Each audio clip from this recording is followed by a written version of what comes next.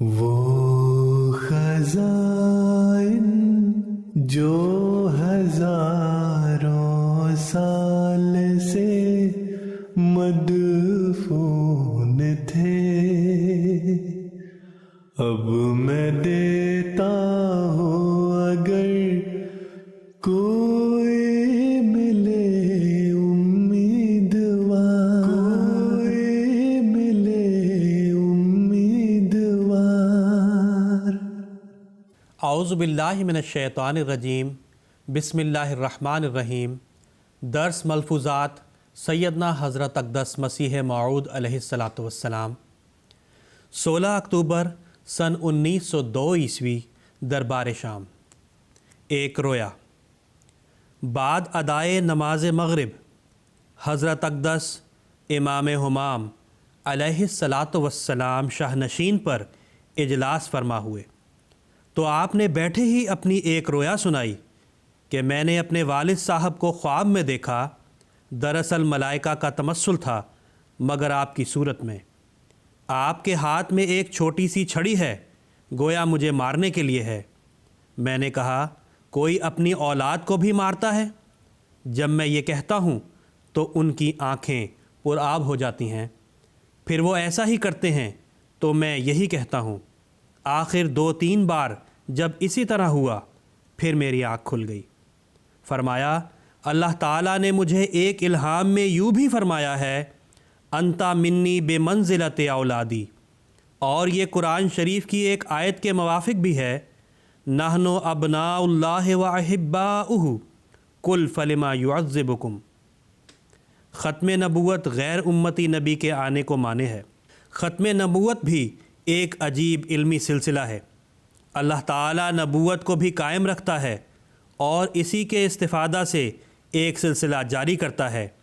یہ تو ایک علمی بات ہے، مگر کجا یہ کہ اس سلسلہ کو الٹ پلٹ کر دوسرے نبی کو لایا جاوے، حالانکہ خدا تعالیٰ کی حکمت اور ارادہ نہیں چاہتا کہ کوئی دوسرا نبی آوے، قطع نظر اس کے کہ وہ شریعت رکھتا ہو یا نہ رکھتا ہو۔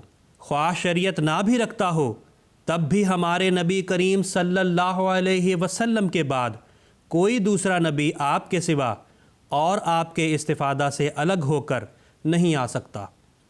ساری براہین احمدیہ اس قسم کی باتوں سے بھری پڑی ہے اور بہت سے الہام اس کے ممد و معاون ہیں۔